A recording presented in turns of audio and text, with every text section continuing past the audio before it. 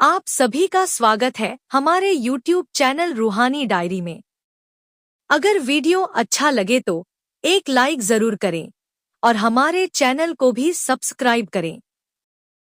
क्या आपने कभी सोचा है कि जब मुसीबतों का पहाड़ टूट पड़ता है तो हम सबसे पहले किसे दोष देते हैं? अक्सर हम यही कहते हैं, मेरा भाग्य ही खराब है, या शायद मेरे भाग्य में यही लिखा था। इस तरह की अनेक चिंताएं हमारे मन में उठती रहती हैं।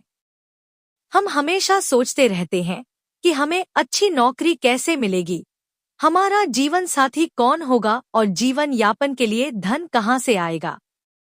भाग्य का अर्थ हाथ पर हाथ धरकर बैठना नहीं, बल्कि हुक्म में रहकर कर्म करना है। जो मिला है उसे प्रभु की अमानत समझना चाहिए। दोस्तों, बहुत समय पहले की बात है। गुरु नानक देव जी का एक बहुत ही प्रिय सिख था, जो गुरु जी के उपदेशों के अनुसार अपना जीवन व्यतीत करता था। वह सिख रोज अपने घर में गरीबों और जरूरतमंदों के लिए लंगर लगाता था। एक दिन वह लंगर में प्रसाद बांट रहा था।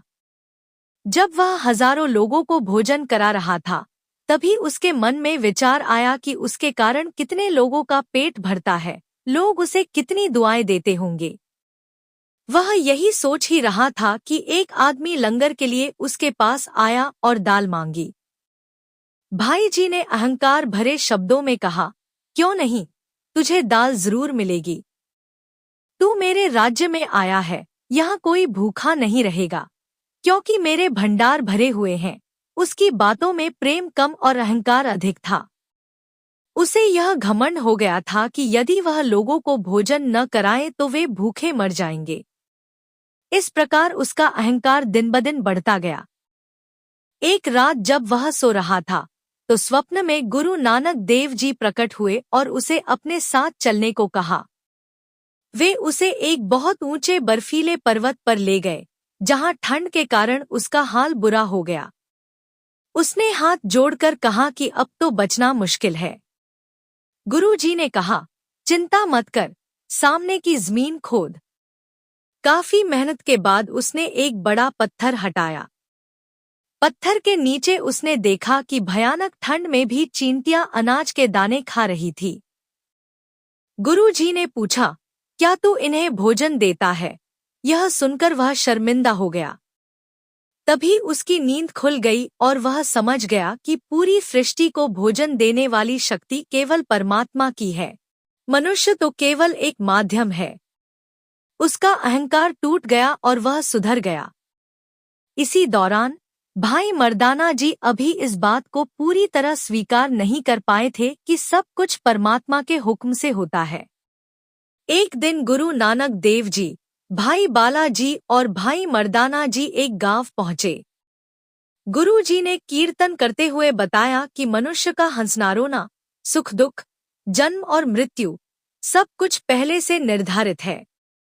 भाई मर्दाना ने पूछा, क्या सचमुच दाने दाने पर खाने वाले का नाम लिखा होता है? उसने मक्की का एक दाना उठाकर पूछा कि इसे कौन खाएगा? गुरु जी ने कहा, यह दाना तू नहीं खा सकेगा। मर्दाना ने दाना मुंह में डाल लिया, पर वह उसके गले में फंस गया। बहुत प्रयासों के बाद एक हकीम की मदद से छींक के साथ वह दाना बाहर निकल आया और पास ही खड़ी एक मुर्गी ने उसे खा लिया। तब मर्दाना समझ गया कि गुरुजी सत्य कह रहे थे। उसने हाथ जोड़कर क्षमा मांगी और मान लिया कि वास्तव में दाने दाने पर खाने वाले का नाम लिखा होता है।